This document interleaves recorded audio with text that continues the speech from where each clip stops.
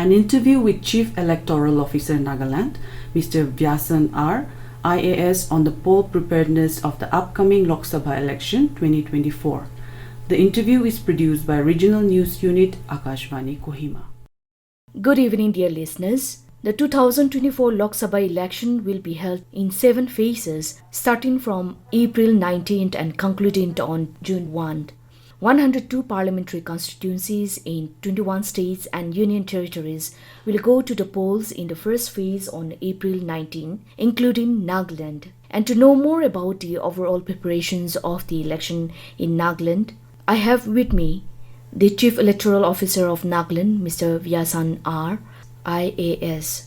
Thank you, Mr. Vyasan, for joining us in our program. My pleasure, ma'am. Firstly, sir, how is the overall Lok Sabha polls preparation in Nagaland? As you would have realized by now, we have had different kinds of interactions with all of you across ever since the Gazette notification was issued on 20th of March. So we have come a long way since then. Our EVMs have all been commissioned. Commissioning had started on 8th of April. And so these machines are ready to be taken to the polling stations. Vehicle requisition, some vehicles were requisitioned at the central level, which we are distributing to the different districts. So that part is getting over tomorrow. The individual districts themselves have requisition vehicles, so they will be reporting depending on the districts either today, tomorrow, or some even day after.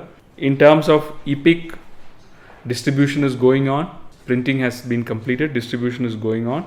CAPF companies, that is the Central Armed Police Forces companies, 48 of them have reached our state. On 19th of April, to ensure that voting takes place, we have 120 polling teams leaving on 17th. The rest of the polling teams will leave on 18th. We have 2,342 polling stations in Nagaland. That is how we are prepared. We are fully prepared for the elections, and our motto has been to have smooth, free, fair polls in our state. Could you enlighten us on how many voters are eligible to vote in the upcoming Lok Sabha election? We have a total overall electorate of 13,17,536 electors. This is in the electoral roll. 6,56,729 are male electors and 6,60,807 are female electors. We do not have any third gender electors. Now, if we include service electors to this, we have about 7,847 service electors in our state. That is those electors who can cast postal ballot, who are basically members of the armed forces, and therefore they are not within our state. They are 7,847. If we add that, our total electorate comes to 13,25,383 electors. In our database, keep different categories of electors. So 18 to 19, which is basically the first time electors, these are 19,999. So 19,999 electors in our state have become eligible to vote for the first time. Electors in the age group of 20 to 29 are a fair number, that is 2.74 lakh, 2,74,971. This year, the Commission has actually changed the definition of senior citizens, and instead of 80 plus voters, the Commission has changed to 85 plus as the category. So 85 plus voters, there are 22,140, and persons with disability, there are 6,707 electors. Could you also highlight us which village or constituencies has the highest voters and also the least voters registered? In terms of constituencies, our smallest constituency is Mukchung Town, 27 Mukchung Town, which has 8,040 general electors, and the largest constituency is for Akashvani 1, which has 75,406 general electors. In terms of polling station, the largest one is Usutomi, which is in Atoise in Zuneboto, 32 Atoise, and the smallest is in Pugaboto, which is Lasa Pueka. Are there any polling booths identified as sensitive, hypersensitive, or critical in any of the polling stations? So what Commission does is that we have different categorizations as critical and vulnerable polling stations. So the critical vulnerability factor is basically looked into by checking how the polling happened in the previous elections. So suppose there has been some poll related violence, some poll related incidents like some booth capturing has happened, or for example if the particular polling station has recorded 90% plus voting, and then of this 90% plus voting, if 75% has gone to a particular candidate, or if the polling percentage is very low, these criteria are used, and then the commission sort of ensures that it is either critical or vulnerable, or if there are vulnerable hamlets, if people who are vulnerable in the sense that they are not able to come out with freely to vote. So we have done this exercise, all the DEOs and the SPs together have done this exercise, and we have about 625 polling stations as vulnerable and critical polling stations. Out of the 2,342 polling stations, 625 have been categorized as vulnerable / critical, and we have 1,717 which are not categorized as either. How many polling booths will be manned by women polling officials? Also, are there any person with disabilities polling stations to be set up? So we have 513 all women polling stations spread across the entire state. All our districts, all our election districts will have either one or more such all women PSS. We have similarly 4 PWD managed polling stations in our state. These are in the districts of Kohima, Phek, Mukokchung and Tuensang. Mr. Vyasan, could you also enlighten us about the security measures being taken up so far in regard to the deployment of security forces in various districts? Also, with Nagaland state neighboring with international border, what are the security measures being taken up? From this election onwards, we've even in the previous general elections to the Legislative Assembly, the Commission has designated one senior IPS officer as the State Police Nodal Officer.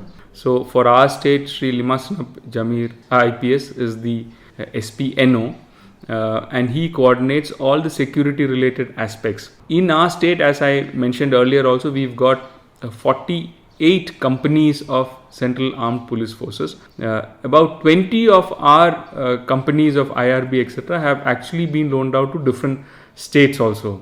Apart from this, we have our regular DEF forces.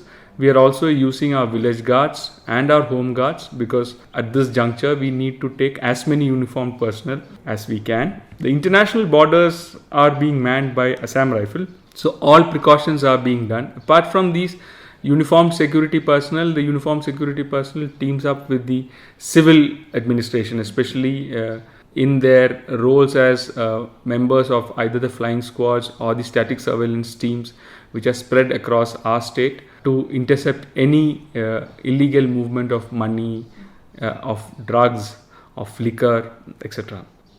Since the announcement of date of election and the model code of conduct being put in force, what are the total seizures being made so far by the various enforcement agencies in terms of cash and narcotic drugs, liquor? So the monetary value of all seizures made by the police stand at 1,07,81,225, and by the excise it stands at 13,95,223. This is the overall picture. The Election Commission has always made sure to reach the last mile so that every eligible voters could cast their vote. In this regard, what are the arrangements being made for the people living at the far-flung areas of the state on the day of the polls? As I mentioned briefly, ma'am, earlier, we have what are called assured minimum facilities that are being set up, not just for polling stations that are far off from district headquarters, but for all across the state in all polling stations. So these include facilities for drinking water, availability of light, a place to take some rest, signages to ensure that you know where you are and where to go, where the polling station is. So the whole idea is that the experience of voting is not a cumbersome one, that the electors are not, they do not hesitate that they have to go far off, or they have to, there's a lot of discomfort going to the polling station. So to ensure that that kind of a feeling is alleviated. The Commission has been insisting on AMFs, that is assured minimum facilities, coupled with the fact that there is a minimum number to ensure that the electors do not have to walk too far off distances. The number of polling stations have also been increased. So right now we have 2342 polling stations, 2,342 polling stations, whereas in the earlier elections we had 25 less polling stations, only 2317 polling stations. Also, is there any model polling stations being set up? Yeah, we have 51 model polling stations, ma'am. So as a model for the other polling stations, extremely good facilities will be there. And these 51 polling stations will be spread across all over the state. All the districts have one or more such facilities. What are the steps taken by the election office to ensure that no proxy voting takes place? If you would have noticed of late in social media platforms, in our newspapers also, yesterday we have flashed all the relevant provisions of the law, be it the Representation of People's Act or even the Indian Penal Code. So those provisions have been flagged. They are even the kind of punishment that each of these offences would entail has also been listed. This is the punitive part. The other part is that more than 50% of our polling stations will be webcast. Live webcasting will be there. We have our sector magistrates spread across the entire state, so they will be roaming around the polling stations. We have the police officers also around. There are striking reserve teams.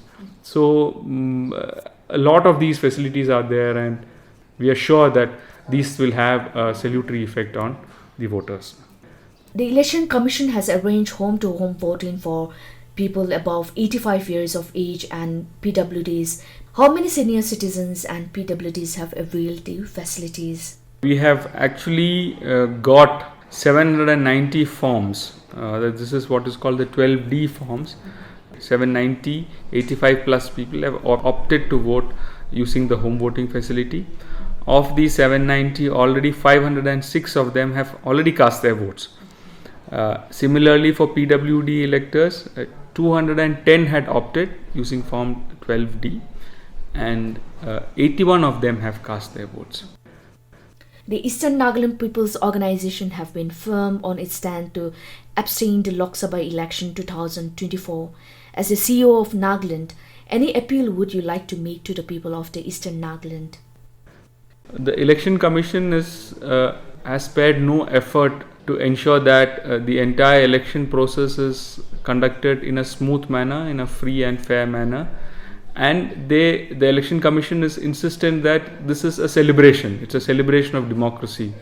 The exercise that we are undertaking, we are part of the largest democratic exercise in the entire history of our civilization. It is not just either country or Asia, it is just the entire civilization spread across ages. By taking part, by going to the polling booth and voting, we are taking part in a very historic moment. So this is the effort of the Election Commission, and we have been having these sweep initiatives, the systematic voters education and electoral participation exercises. The idea is that the voters, they shed their apathy and they come to the polling station and vote. So as I would also appeal to all the ENPO members that this is what the Commission wants, and you should keep that in mind. And lastly, any words of encouragement to all eligible voters of the people and also to all young voters to come forward to participate in the largest democratic process? On 19th, it is basically your day. It is the electors' day. The Commission is insistent. It has always been focusing on the fact that voting is the first step of ensuring a healthy democracy. So I request all the eligible voters, all the electors whose name is in the electoral roll, to come forward and cast their ballot, because without you, the entire exercise that we have been doing for more than 4-5 months now will be of not much use. Thank you. Dear listeners, as rightly mentioned by the Chief Electoral Officer in Nagaland, that voting is the first step of ensuring a healthy democracy. Therefore, every vote counts. Your vote has a potential to make a significant difference. So on April 19, 2024, make sure you come out and cast your adult franchise.